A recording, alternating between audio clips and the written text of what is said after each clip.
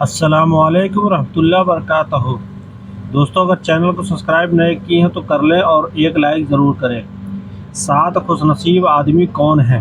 قیامت کے دن کے بارے میں نبی کریم صلی اللہ علیہ وسلم نے ارشاد فرمایا کہ اس دن تمام لوگوں کو جمع کیا جائے گا۔ ہر شخص اپنے اعمال کے باقدر پسینے میں ڈوبا ہوا ہوگا۔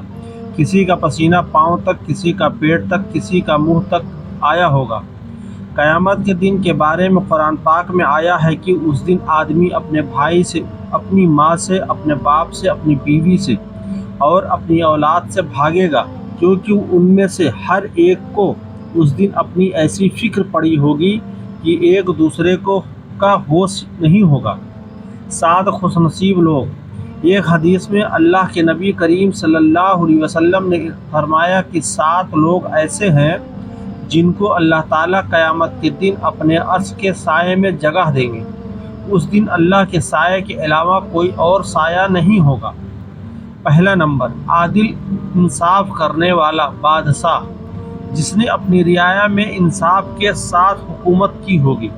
دوسرا نمبر، نوجوان جس نے اپنی پوری زندگی، اپنی پوری عمر اللہ تعالیٰ کی عبادت میں گزار دی۔ جوانی ایسی ہوتی ہے کہ جسم طاقت سے بھرا ہوتا ہے اور دل میں بڑی تمنائیں ہوتی ہیں۔ انسان کا دل اس کی خواہشیں پوری کرنے کو کہتا ہے اور اسی کا شیطان پورا فائدہ اٹھاتا ہے اور غلط کاموں میں لگا دیتا ہے۔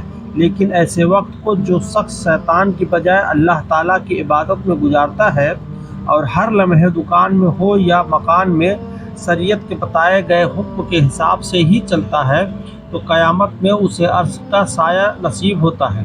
تیسرا نمبر، وہ شخص جو مسجد سے دل لگائے رکھتا ہے، یعنی نماز کے وقت کا خیال رکھتا ہے، دنیا کے کاموں میں لگ کر بھی نماز سے غافل نہیں ہوتا ہے، بلکہ دنیا کے کاموں کو اس طرح پورا کرتا ہے کہ نماز ادا کرنے میں یہ کام رکاوٹ نہ بنے۔ چوتھا نمبر، وہ 2 لوگ جو اللہ تعالیٰ کے لیے دوست بنے، یعنی وہ لوگ جو اللہ کے واسطے آپس میں دوستی اور محبت رکھتے ہیں۔ جب ملاقات ہوتی ہے تو ان کی بات چیت ایسی ہوتی ہے کہ دین کے کاموں کو آگے بڑھایا جائے، اور جب جدا ہوتے ہیں تب بھی اسی حال میں ہوتے ہیں کہ دین کا کام انجام دیا جائے۔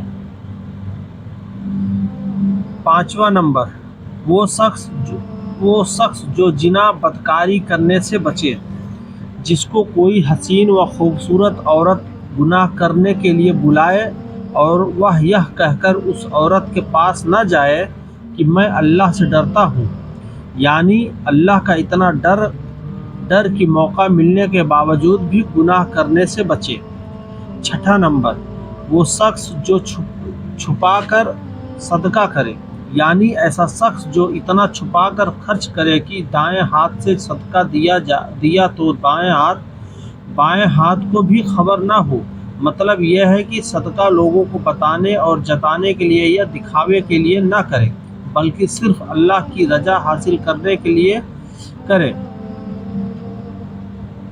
ساتواں، وہ شخص جو تنہائی میں اللہ کو یاد کر کے روئے، وہ شخص جو جب بھی اکیلا ہوتا ہے تو اللہ تعالیٰ کی بڑائی اور احسان کو یاد کر کے روتا ہے یا اپنے گناہوں کو یاد کر کے روتا ہے اور اللہ سے معافی مانگتا ہے۔ اللہ تعالیٰ ہمیں قیامت کے دن ذلت و رسوائی سے بچائے اور جنت کا حقدار بنائے۔ آمین ثم آمین۔ دوستوں، اگر ویڈیو پسند آئی ہو تو چینل کو سبسکرائب کریں اور ایک لائک ضرور کریں پلیز۔ شکریہ، جزاک اللہ خیر۔ اللہ تعالیٰ ہم سب کو اپنے ایمان پہ خاتمہ نصیب فرمائے۔ آمین ثم آمین۔